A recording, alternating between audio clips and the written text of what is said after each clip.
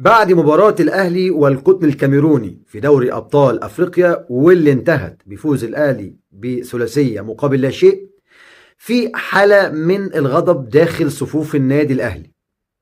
هؤلاء هم من أفسدوا على الأهلي فرحة ونشوة الفوز الأول للنادي الأهلي في دوري المجموعات في دوري أبطال أفريقيا. أفسدوا على الأهلي الفرحة بقرار صادم وحاسم من داخل اتحاد الكرة عقب نهاية المباراة، وكأنهم يحاربون النادي الأهلي، وكأنهم يريدون أن يعرقلوا مسيرة الانتصارات للنادي الأهلي. في الفيديو ده هكلمك عن القرار الصادم من اتحاد الكرة المصري بعد فوز النادي الأهلي، إلا على أثره بإذن الله تعالى الخطيب هيعقد اجتماع غدا الساعة 3 العصر لمناقشة قرار اتحاد الكرة المصري بعد الفوز الأول في دور المجموعات بدوري أبطال أفريقيا على القطن الكاميروني. هكلمك في الفيديو ده كمان عن الفضايح اللي بتحدث داخل نادي الزمالك وبيكتم عليها الإعلام المصري. هكلمك كمان عن تسريبات صادمة لأول مرة هتشوفها وتسمعها بيكتم عليها الإعلام المصري.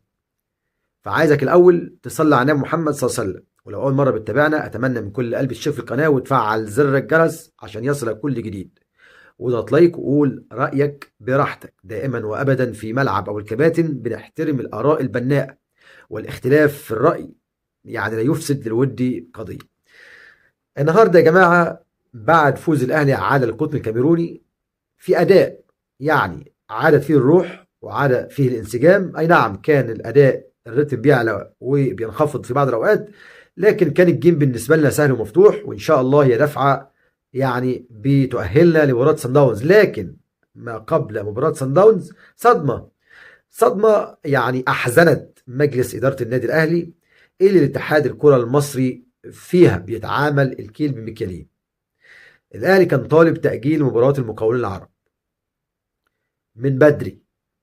اتحاد الكرة المصري ما ردش في الساعات والأيام القليلة اللي مرت علينا منذ طلب النادي الأهلي، وجم بعد فوز النادي الأهلي على القطن الكاميروني أعلنوا القرار.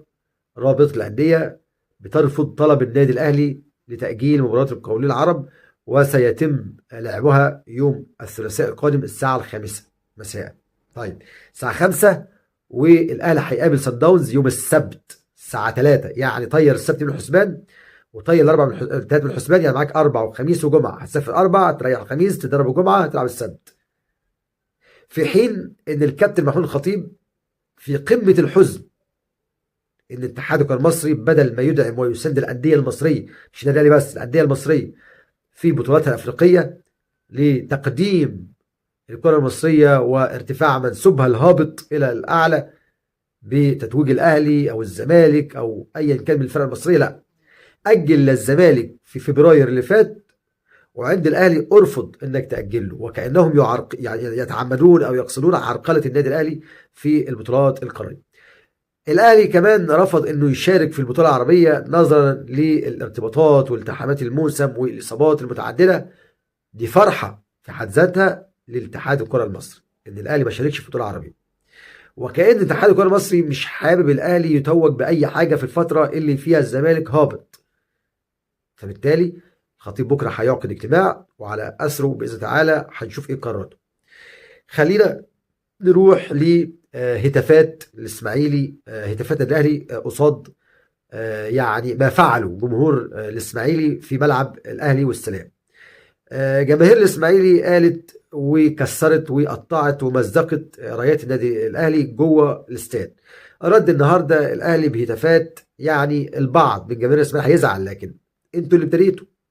ليه مصرين على كرهكم للنادي الاهلي؟ ليه مصرين على انكم تصدروا للنادي الاهلي مشهد العداء، مع ان الاهلي الوحيد هو اللي بيفيد الاسماعيلي بالماديات؟ الاهلي من يوم ما قطع عن الاسماعيلي المعونه وياخد لعيبه منه ويديه، الاسماعيلي هيهبط. فكلكم شفتوا بهتاف جمهور النادي الاهلي ضد الاسماعيلي النهارده، والراجل الكبير في السن اللي ذكر تاريخ الاسماعيلي الاسود قدام النادي الاهلي والسنه اللي هبط فيها على ايد النادي الاهلي. طيب نروح لخناقه زيزو والمشاكل والفضايح اللي جوه الزمالك اللي الاعلام بس شويه عليها. جمهور الزمالك شتم احمد سيد زيزو بعد مباراه تعادلوا فيها قدام بيراميدز، واحمد سيد زيزو خرج عن صمته. راجل محترم، رفض الاهانه لاهله، رفض الاهانه لشخصه. هو وجهه نظره لازم يرد.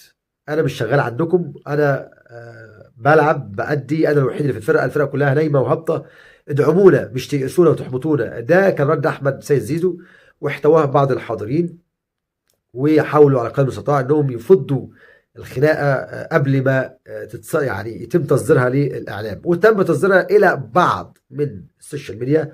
لكن حاول جمهور الزمالك والصفحات وقناه الزمالك انها تدفن، ولو انها في النادي الاهلي كان زمانها يعني حديث السوشيال ميديا والقناه الفضائيه للفتره القادمه. نروح على التسريب. تسريب عقد سامسون. الراجل ما بيلعبش، حاطط رجل على رجل وفي افخم فنادق، يعني اقول لك ايه، الساحل الشمالي.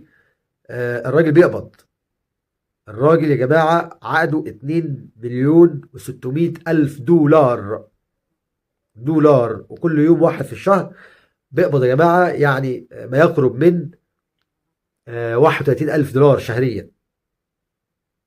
فين هنا الرقابه؟ فين هنا يعني نيابه الاموال العامه؟ وفين هنا الناس اللي بتحاسب اهدار المال العام فين؟